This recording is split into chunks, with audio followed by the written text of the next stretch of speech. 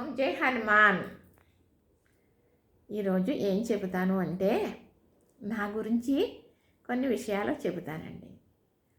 నేను మీ అమ్మనో అమ్మమ్మనో మీ పెద్దమ్మనో నాన్నమ్మనో మీరు ఎలా పిలిచినా పలుకుతాను. ఆంటీ అన్నా పలుకుతాను, అత్తమ్మ అన్నా పలుకుతాను, అమ్మ అని పిలిచినా పలుకుతాను. నన్ను అందరూ అమ్మానే ఎక్కువగా పిలుస్తారండి. ఆ ఒక్క వరం సంపాదించుకున్నాను నేను. అమ్మ అనే తీపిదనం చాలా గొప్పది కదా. నాకైతే చాలా ఎమోషనల్ ఎక్కువ అండి. కొంచెం తట్టుకోలేను, మనసు అలాంటిది. సరే, ముగ్గురు పిల్లలు, 2 అమ్మాయిలు 1 అబ్బాయి. పిల్లలు చిన్నగా ఉన్నప్పుడే ఓం శాంతి అని వెళ్ళడం మొదలుపెట్టారండి మా వారు. నాకు తెలియదు, ఓం శాంతి ఏంటో తెలియదు, ఆయన వెళ్తారని తెలియదు. అప్పుడే కాదు ఇప్పుడే కాదు, ఎప్పుడూ కూడా ఆయన ఏ మాట చెప్పరు. ఇది ఇలా చేస్తున్నాను అలా చేస్తున్నాను అలా అని తప్పు చేస్తారని కాదు. ఒక టీ కూడా తాగరండి. ఇప్పుడు నేను కాపురానికి వచ్చినప్పటి నుంచి నాకు తెలుసు. అప్పట్లో అయితే సద్దన్నం పెడితే తినేవారు, టిఫిన్ కూడా తినేవారు కాదు. తర్వాత ఇడ్లీ టిఫిన్లు చేసుకోవటం, పిల్లలు బయలుదేరాక పిల్లల కోసం చేయడం అలా అలవాటైంది. అయితే సద్దన్నం తినేవారు, అంతేగాని ఆయనకి ఏ అలవాట్లు కూడా లేవు. కానీ కొంచెం అంటే మొరటతనం అన్నమాట, అర్థం కాదు, చెప్పింది అర్థం అవుతుంది కానీ పట్టించుకోకూడదని కొంచెం అది ఒక రకం మూర్ఖత్వం ఉంటుంది కదండి. అది మనిషి మంచివాడే కానీ అంటారు చూసారా, మంచి మనిషే, ప్రవర్తన అనేది కొంచెం అలా ఉంటుంది. కానీ తట్టుకోవాలి కొన్ని ఒకటి లేదనుకోండి ఇంకొకటి ఉంటుంది, అంతే కదా. ఇప్పుడు సంసారానికి ఒక బండి సంసారం అంటే ఆ బండికి 2 ఎడ్లు నడవాలి, 2 చక్రాలు దొల్లాలి, అప్పుడు చేరవలసిన గమ్యానికి బండి చేరుతుంది కదా. ఏమాత్రం ఒక ఎద్దు కుంటుతుంది అనుకోండి, చక్రాలు ఏమి దొల్లగలుగుతాయా? దొల్లం. ఒక చక్రం కనుక ఏమన్నా ఇరిగిపోయి పాడైపోయింది, ఎద్దులు బాగానే ఉన్నాయనుకో, అప్పుడు కూడా బండి నడవదు కదా. సంసారం కూడా అంతేనండి, ఎప్పుడూ కూడా బండితోటే పోల్చారు సంసారాన్ని, అది నిజమే. ఏ ఒక్కరు తేడాగా ఉన్నా, ఏ ఒక్కరు మనసులు కలగకపోయినా అలానే ఉంటుందండి జీవితం. ఇది నిజం, అందరూ నమ్మవలసిందే. కానీ నేను బాధపడేది ఏంటంటే, చిన్నపిల్లలు అప్పుడే వంశాంతిగా వెళ్తే తెలియదండి. అప్పుడు పట్టించుకోవటం, మాట్లాడుకుంటుంటే ఇలా ఆగమంటాం, ఎక్కువ మాట్లాడకూడదంట. అక్కడికి వెళ్తే ఎక్కువ వినాలి, ఎక్కువ మాట్లాడకూడదంట. తర్వాత ఉల్లిపాయ తినమని అదని. ఇప్పుడు ఇలాంటి మతం ఏదైనా ఉంది అనుకోండి, దానివల్ల చాలా చిన్న బంధాలు అయిపోతాయండి కాపురాలు. అది ఇద్దరూ ఇష్టపడి ఎక్కడికన్నా ఒక యాత్రకి వెళ్ళారా, దేనికి వెళ్ళారా, కొన్ని ఒక మతంలోకి వెళ్ళిపోయారు, ఇద్దరు వెళ్ళిపోవటమే.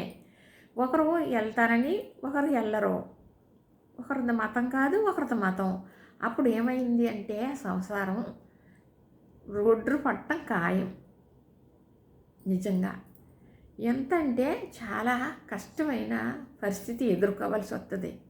అది ఆడదే నమ్ముకుని ఆడదే వెళ్ళి చేసింది అనుకోండి, మగోడికి తెలుసో తెలకో చేస్తుంది, అవుతుంది. తెలిసిన తర్వాత గొడవ పడతారు అప్పుడప్పుడు, అలా ఉంటుంది. అదే మగాడు వెళ్తే చాలా ఘోరంగా ఉంటుంది. పిల్లలు చిన్నగా ఉన్నప్పుడు వెళ్ళివ్వరండి, అప్పుడు తెలియదు, నాకు చెప్పుకోవటం తెలియదు. అన్నయ్య వదిన ఆయన అక్కయ్య చెప్పేదాన్ని. వాళ్ళకి చెప్తే వాళ్ళు చెప్పారనుకో వినరు. మా వారికి ఏదైనా మనసులో ఒక తలంపు వస్తే ఆయనకి దాని గురించి తెలుసుకుని మానేయాలి తప్ప ఎవరు చెప్పినా వినరు, దేవుడు చెప్పినా వినరు.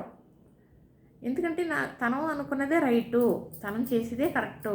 దాన్ని ఒక విధానం అక్కడ తెలిసి తనకు అర్థమయిన తర్వాత మానేస్తారన్నమాట. అంతవరకు మానరు. ఇలాగ ఎవరన్నా ఏదన్నా అన్నారనుకోండి, వాళ్ళు కూడా నిందింతారు తప్ప వినరు. అలా జరిగింది, 3 సంవత్సరాలు జరిగింది అలాగా. తెలుసండి, భగవంతుడికే తెలుసు. నేను మతాన్ని శంకించను, ఎందుకంటే ఆ మతం వల్ల వచ్చే ప్రాబ్లమ్స్ చెబుతున్నాను నేను. ఇలాగా ఇంట్లో ఇలాంటి ప్రాబ్లం ఉంటుంది అని. పిల్లలు చిన్నగా ఉన్నప్పుడు ఆయన చేసే వర్క్ లేట్ వర్క్, షాపు దగ్గర ఆయన ఉండరు అని ఒక నేమ్ వచ్చేసింది. పలానా ఆయన షాపు దగ్గర ఉంటారు, ఎప్పుడు వెళ్ళినా వర్క్ చేస్తారనే మాట పోయి షాపు దగ్గర ఇంకా ఆయన ఉండరు ఈ టైంలో వెళ్తేని అనే మాట కూడా వచ్చేసిందండి. మరి సంసారం ఎలా గడుపుతుందండి కదా? ఇప్పుడు ఆయనే యజమాని, ఆయనే మాకు ఆధారం. అలాగా కొంచెం ఇబ్బంది పడిపోయాం, చాలా ఇబ్బంది పడిపోయాం. ఆయనకి తెలుసుకున్నారు. అక్కడ ఒక నడవడిక ఆయనకు నచ్చలేదంట. అప్పుడు మానేశారు 3 సంవత్సరాలకి. మానేసిన తర్వాత బాగానే ఉంది. ఏదన్నా ఇప్పుడు బాగుండేది ఉందనుకోండి చెప్పాను అనుకో, వినాలి అనే మనసు ఉండదు, వినరు. ఒకవేళ ఇప్పుడు మామూలు ఒకటిన సరే తర్వాత ఎన్ని ఎక్కడ కుదురుతాయి అలా మాట్లాడతారు. అలా అనేసి అన్నదల్లా చేసేయాలి, అనుకున్నదల్లా అయిపోవాలని ఎవరు అనుకోరు కదండి. 10 రకాలుగా అనుకుంటాం, ఒకటో అయినా చేసుకోనాక చూసుకుంటాం అంతే తప్ప 10 అయిపోవాలనుకోవటం కూడా మంచి తరగతి వాళ్ళకి సాధ్యం కానిది కదా, తెలియకుండా ఉండదు కదా. నేను చదువుకోకపోవచ్చు, చిన్నతనంలో వచ్చి ఉండొచ్చు, కానీ ఇంట్లో చూసి వచ్చిన దాన్నే కదా, నాకు తెలుస్తుంది కదా. కానీ మరి నేను వచ్చేటప్పటికి 250 రూపాయల జీతంతో ఆయన ఇంకొకరి దగ్గర ఈ వర్క్ చేసుకుంటూ ఉన్నా అలాగలాగలాగా మెట్టెక్కటం ఎలాగనేది ఇది వేరేగా చెబుతాను. భగవంతుడి దయ వల్ల ఓ స్థాయికి రాగలిగేమంటే మరి ఆయన ఉండే విధానమో మరి తిని పిల్లల అదృష్టం మా అదృష్టం బాగానే జరిగిందండి. అయింది. పిల్లల ముగ్గురిని కూడా చక్కబెట్టేశాం. ఆడపిల్లలకి భగవంతుడి దయ వల్ల అందంగా ఉన్నతంగా బ్రతికే పొజిషన్ వచ్చింది. అబ్బాయికి అలాగే. ఇప్పుడు మేమిద్దరం మిగిలాం. ఇప్పుడు మరి అన్నీ చేసుకుని అన్ని కష్టాల్లో చేసుకుని వచ్చాం. ఇప్పుడైనా సుఖపడాలి కదా. ఇప్పుడు మళ్ళీ వంశాంతి ధ్యాస కలిగింది ఆయనకి.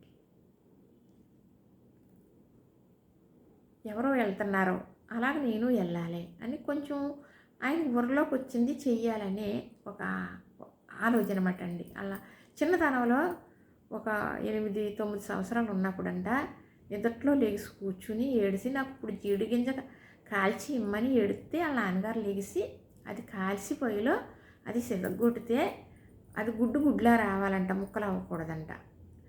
గుడ్లా వస్తేనే తింటానని ఏడ్చేవారంట. అంత ముంకు పొట్టు మాట అదే ఉంటుందండి, జీవితాంతకాలం ఉంటుంది అంటే అన్ని వేళలా తట్టుకునే శక్తి ఈ భరాయించే వాళ్ళకు ఉండదు. చిన్నతనంలో వెళ్ళారనుకోండి, అప్పుడు తెలియనితనం వల్ల ఆగతాయితనం వల్ల బాధపడటమే తెలుసు, దాని బాధ్యత తెలియదు, చెప్పుకోవడం తెలియదు. ఇప్పుడు అన్నీ తెలిసినాయి, బాధ ఎక్కువైపోయింది.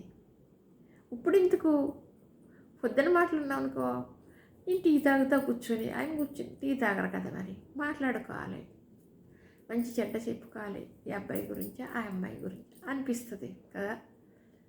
ఆయన టైం టు టైము డ్యూటీ అన్నట్టు వెళ్ళిపోవాలి. కూర్చోబెట్టి చెప్పాను, అప్పుడు చెప్పి తెలియదు అంటున్నాను కదా, ఇప్పుడు నాకు తెలుసు. ఇప్పుడైతే నాకు తెలుసు. చెప్పాను, ఏమండి ఈ టైంలో మనకి ఇది అవసరం కాదు. ఇంకా ఇప్పుడు భగవంతుడు ఏదన్నా గుడికి వెళ్ళటం, గోపురానికి వెళ్ళడం, పూజ పునస్కారం చేసుకుంటున్నాం కదా, ఏం కావాలో చేసుకోవటం, జాగ్రత్తగా ఆనందంగా ఉండటం. అంత టైం జరిగింది కదా, అంత వయసు. మీకు 63 సంవత్సరాలు 4 సంవత్సరాలు, నాకు 53 సంవత్సరాల్లో 4 సంవత్సరాలు. ఆయనకి నాకు 10 ఏళ్ళ డిఫరెన్స్ ఉంటుందండి. కావాలని చేసుకున్నారు. ఆ కథ వేరేగా చెబుతాను. పల్లెటూరు అమ్మాయినే పట్టణం వచ్చాను చెబుతాను. అయితే ఇప్పుడు ఎందుకండి, పిల్లల్ని చక్కబెట్టాం, 6 వాళ్ళు బాగానే చేసుకుంటున్నారు.